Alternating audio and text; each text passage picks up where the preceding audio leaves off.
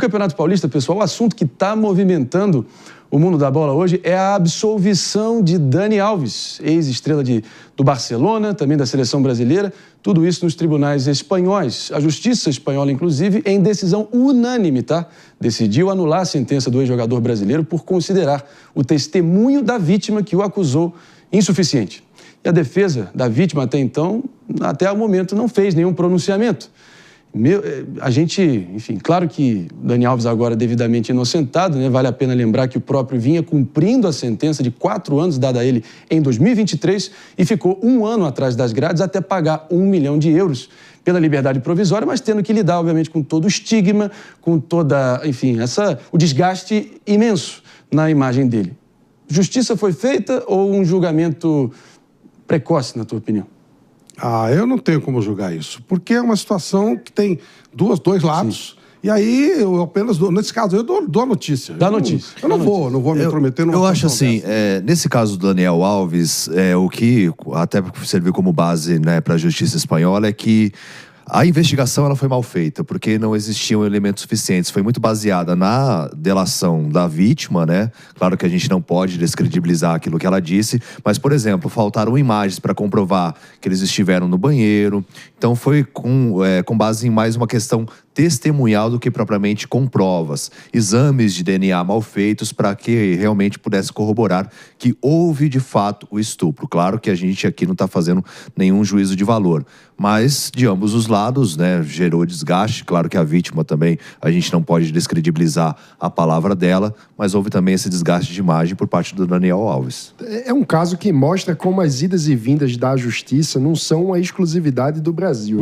Porque acho que é importante isso. No momento em que houve a condenação do Daniel Alves, e todos nós repercutimos bastante, a justiça espanhola foi bastante incisiva em dizer que havia, sim, elementos que comprovassem de forma suficiente no entendimento do judiciário espanhol a ocorrência do crime. Houve, na época, testemunhas de funcionários da boate que corroboraram a testemunha da vítima, que teria sido encontrada em estado de choque bastante fragilizada logo após o incidente. Logo após, inclusive, ela foi conduzida para a delegacia. Essa situação repercutiu tanto que gerou até mesmo a adoção aqui no Brasil do protocolo Não Se Cale, que é inspirado no que aconteceu em Barcelona, porque é exatamente o protocolo de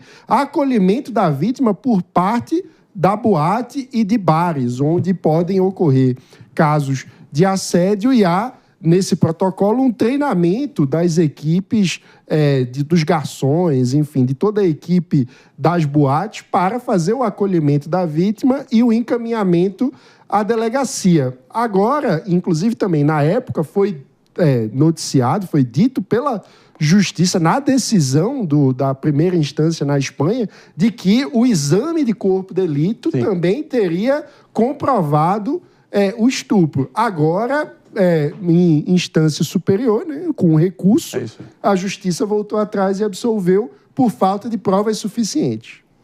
Meus amigos, e a questão... Vamos ouvir da perspectiva feminina aqui, como é que você viu esse desfecho e se ele serve de precedente para o bem ou para o mal, olhando Pode não ser desfecho, pode ter ainda apelação. Pode ter apelação. Eu acho que vai... Excelente, eu acho que vai ter apelação, e eu acho que a gente precisa pontuar aqui que a corte aqui, ela constrange uma decisão anterior que apontava, David, elementos periciais também, como, por exemplo, o vídeo. Óbvio que o banheiro não tinha uma câmera ali dentro. Saindo do banheiro, né? Então, mas tem o vídeo, essa imagem existe. Mas eles dizem ela que não chorando, sendo amparada.